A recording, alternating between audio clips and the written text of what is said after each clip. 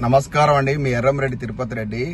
ఈరోజు టీపీసీసీ కార్యవర్గాన్ని AICC general secretary KC Venugopal garu ప్రకటించారు. ఇప్పుడే చూసి ఆ లిస్టును చూసి ఆశ్చర్యం వేసింది.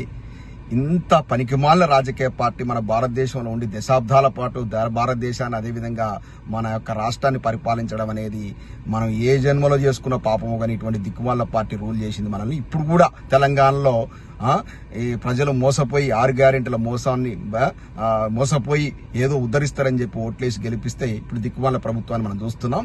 సరే, వాళ్ళకి ఏదో ప్రజలు పొరపాటు ఓటేసి గెలిచిర్రు, ఓకే. కానీ ఇంకా ఈ పార్టీకి సిగ్గు శరము ఏమి లేదు.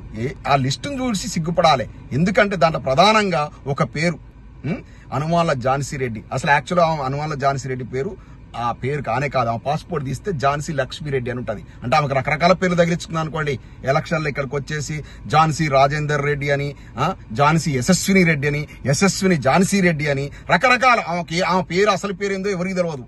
ఆమె సిటిజన్షిప్ అయితే మాకు అందరికి తెలుసు, పలుమార్లు పేపర్లలో వచ్చింది. ఆమె యొక్క ఇండియన్ సిటిజన్షిప్ కూడా డినే అయింది కూడా అందుకే. ఎందుకంటే ఆమె స్టిల్ అమెరికా పౌరురాలు.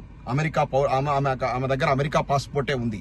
అటువంటి విదేశీయురాల్ని ఎప్పుడో 50 ఏళ్ల కింద అమెరికాకు వలస వచ్చినటువంటి మన భారతదేశానికి ఎటువంటి సంబంధం లేని ఆ వ్యక్తిని తీసుకొచ్చి అలా టీపీసీసీ ఉపాధ్యక్షురాలుగా నియమించుకున్నారు. అయినా ఆశ్చర్యపడాలే ఉంది. అదొక దిక్కుమాల పార్టీ.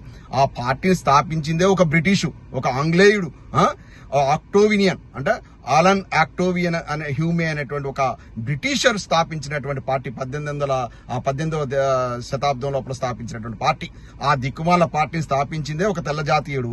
తర్వాత ఆ పార్టీకి దాదాపు మనం గత ఒక 20 ఏళ్ల పాటు మన సోనియా గాంధీ ఇటాలియన్, జన్మతః ఇటాలియన్ అయినటువంటి ఆమె అధ్యక్షురాలుగా ఉంది. ఇక అటువంటి దిక్కుమాల పార్టీకి ఇటువంటి మనుషులను తీసుకొచ్చేసి విదేశీయులను వైస్ ప్రెసిడెంట్ గా చేయడం లోపల పెద్ద ఆశ్చర్యమే లేదు. ఇది విఘ్నులైనటువంటి ప్రజలు కూడా ఆలోచించుకోవాలి. అంటే మన యొక్క భారతదేశ పౌరులు కానటువంటి వ్యక్తులను కూడా తీసుకొచ్చేసి ఇక్కడ ఉపాధ్యక్షురాలుగా నియమించారంటే ఆ యొక్క ముఖ్యమంత్రిని మనం ఏమనుకోవాలి. ఆ యొక్క రికమెండ్ చేసినటువంటి మహేష్ కుమార్ గౌడ్ కూడా మరి ఆయన ఎంత తెలివి కలవాడో మనం ఆలోచించుకోవాలి. అంటే ఆయనకి ఇంకెవరు దొరకలేదా? ఇక్కడ భారతీయులు దొరకలేదా? 4 కోట్ల మందిలో భారతీయులు దొరకలేదా? అటువంటి ఆమెను హనుమాన్ల ఝాన్సీ రెడ్డి, ఆమె అసలు పేరేందో కూడా తెలియదు.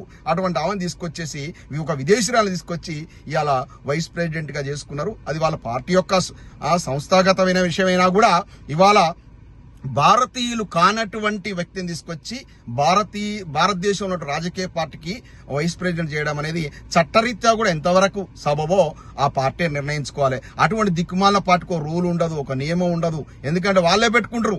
70 ఏళ్ళు దారిన తర్వాత